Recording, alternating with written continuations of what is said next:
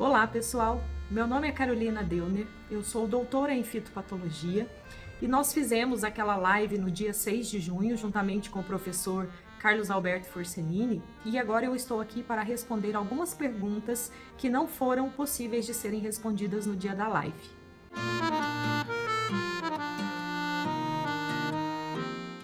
A primeira pergunta é do João Guilherme Viola. Ele pergunta quais triazóis são melhores para controle de mancha amarela em trigo, epoxiconazol ou propiconazol? Bom, João, nós sabemos que o propiconazol ele tem uma ação muito boa sobre manchas, de fato melhor do que o epoxiconazol. O Rodrigo Lorenzetti pergunta sobre a venda de pacotes tecnológicos com relação a fungicidas para controle de trigo. Rodrigo, é muito importante analisar caso a caso.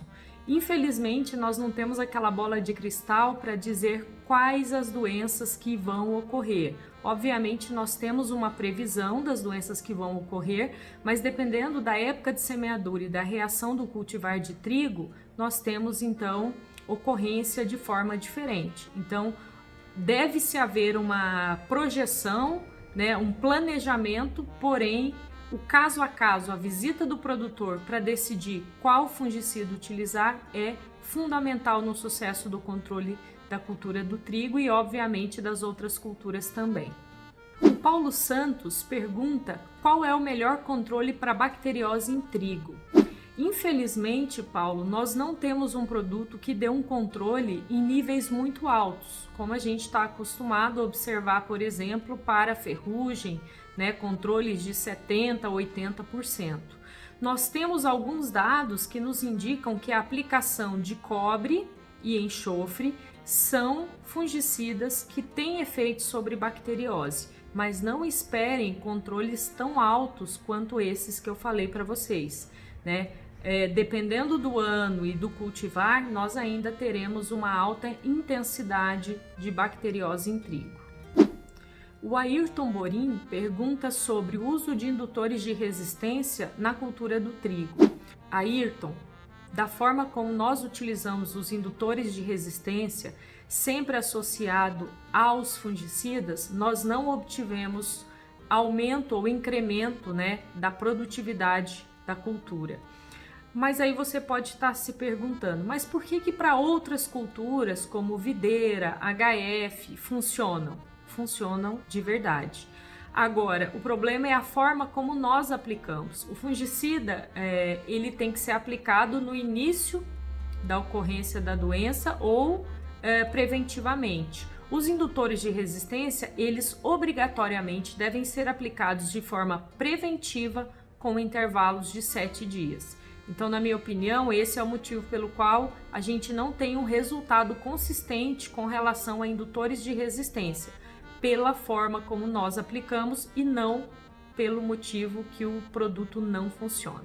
O Darlan Ambrosio pergunta com relação a micotoxinas. Qual seria o melhor manejo para a redução de micotoxinas em trigo? Nós sabemos que a giberela é muito importante em trigo. Ela reduz não só produtividade, mas principalmente qualidade, pelo acúmulo de micotoxina, como por exemplo a desoxivalenol, que é a mais conhecida de todos.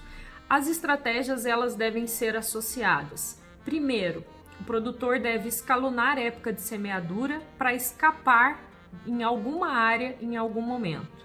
Segunda estratégia, ele deve fazer aplicação sequencial de fungicida, utilizando principalmente misturas de triazol e subirulina, mas isso só vai funcionar se ele associar materiais com melhores níveis de resistência. Então, o que eu falei para vocês é que nós precisamos associar essas estratégias, senão eu não consigo ter um bom controle da giberela. Mas, de fato, se houver muita chuva no florescimento, a nossa chance de ter uma alta intensidade da doença é grande. Falando agora da cultura da soja, nós temos 3 perguntas com relação à aplicação zero.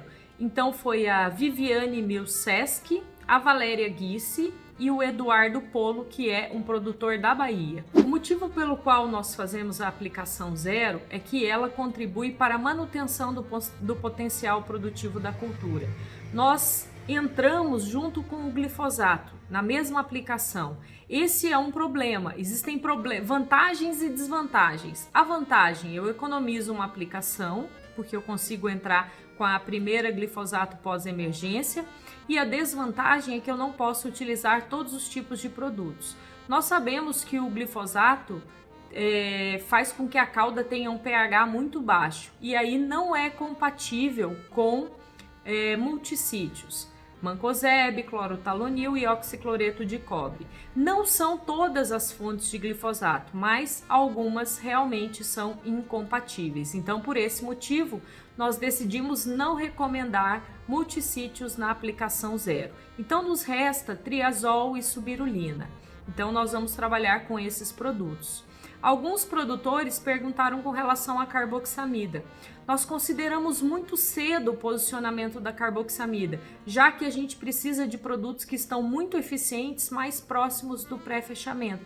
Então, nós vamos deixar produtos à base de carboxamida próximo do pré-fechamento em diante, que é um momento onde a gente tem a curva de doença subindo na planta. Então é importante a gente utilizar produtos mais eficientes. Para aplicação zero, nós podemos trabalhar com triazol mais subirulina ou triazóis, dependendo da escolha do produtor. Pessoal, espero que vocês tenham gostado da nossa live. Em breve teremos muito mais novidades e eu espero ter respondido as perguntas dos nossos telespectadores.